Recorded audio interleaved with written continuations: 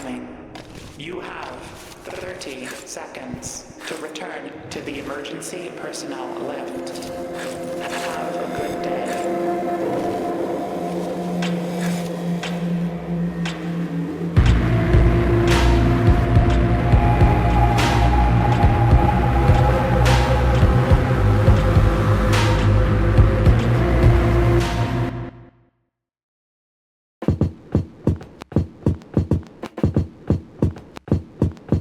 Hello, and welcome to Flash, the series where I talk about games I'm playing recently. Today, that game is White Knuckle. White Knuckle is a parkour climbing game, wrapped in a thick, viscous horror shell. You play as who I can only assume is Rayman, as your only defining feature are floating white hands. Using your Ray hands, you ascend from deep inside the guts of a mega containment facility in its final death throes, bursting from the seams with what the facility was meant to contain. The game is in early access, so far, that's only a handful of pals and buddies, like the Goop.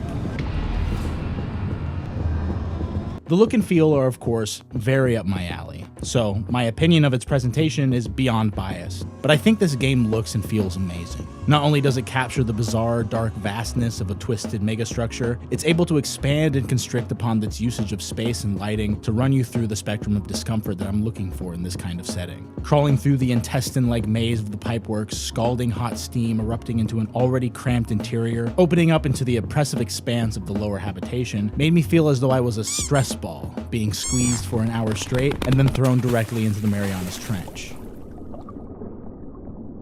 No matter how much progress you make in White Knuckle, the vice grip this game has on you tightens as you ascend, living up to its namesake.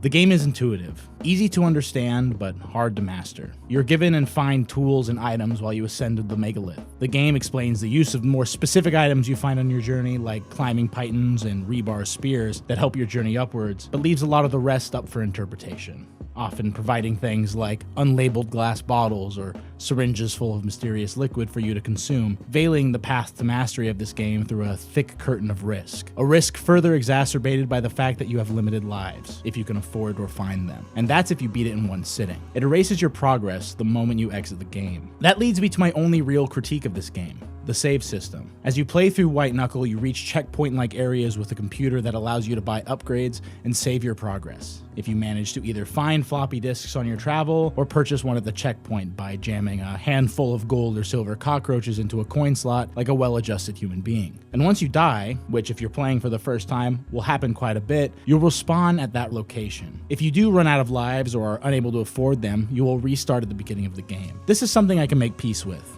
I believe I've mentioned this before, but I tend to err on the side of dealer's choice when it comes to difficulty of a game. If a dev wants their game to be hard, then let them make it hard. I find that the quote-unquote market will be the ultimate judge of if it was a good idea or not. But I've never agreed with the sentiment that a game should dumb down itself in the development process because of fear someone will complain.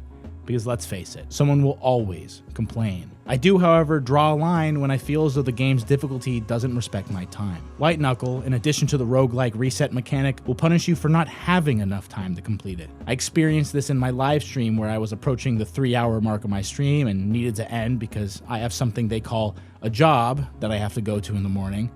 And when I went to close the game, it informed me that I will lose all progress on the run if I quit now. For context, I had just made it farther than I ever had on my last run of the night, but also having no way of knowing how much more game was left, I didn't want to keep streaming only to find out there was at least 3 more hours of game to play. I was immediately soured by this. They already have a brutal enough checkpoint system in place. I don't understand their need to push the player further by artificially demanding replayability in their game. I can say with high confidence that the devs employ this feature because they desperately want this game to be speedrun. The menu features a show in game time checkbox, and while you're playing the game, occasional pop-ups will inform you that you've either lost your best ascent speed or gained a new ascent speed record. I've played plenty of movement games that feature leaderboards or timers, and that's harmless in and of itself, but I think the modern manifestation of this game feature has moved more and more towards the speedrunning communities with built-in splits and time loss, time gain statistics. And while I understand building a speedrun community can be a respectable goal for any game dev, I believe it has to be handled with a certain level of respect for the general audience playing the game. Every time a developer tries to fabricate great replayability in their game, it always comes off as jarring and, more often than not, incredibly frustrating to me, like it's my fault for not wanting to play at the optimal speed and complete it in my own time. A developer cannot create replay value in their game.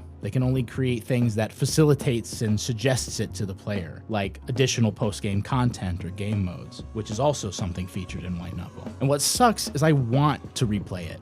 I am a speedrunner. I didn't need to be coerced into doing that. I played 6 hours of the demo. I'm the target audience, but I have limited time.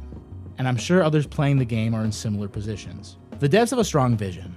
They're very active in their community, and it's plain to see they're passionate about the game, and overall, I think that passion is driving this game into its upper limits of the very specific genre that it falls under. To see this level of craft and experimentation be pulled off in such a seamless and cohesive way is nothing to balk at, but as a victim of passion, I'm exceedingly aware that it causes tunnel vision, and I think that tunnel vision is what drove these devs to make White Knuckle brutal in almost every sense of the word. Do I want them to reconsider the progress system? Yes. Do I think they will?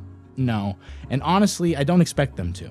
It's clear they have a higher bar they want their player base to reach, and so far that's done nothing to drive away the fans, like myself. But my goal with this channel has always been to introduce people to games they would otherwise never see or play, so I have to approach the review with a broader audience in mind. So with that, I give White Knuckle a B-. Masterful themes and gameplay, but a glaring difficulty filter that, while I'm sure it will embolden their fan base and dedicate them further to the game, it will keep that fan base narrow and niche. Though I still believe it's worth picking up and giving a try, despite my grievances. That's it for me. Have a good one.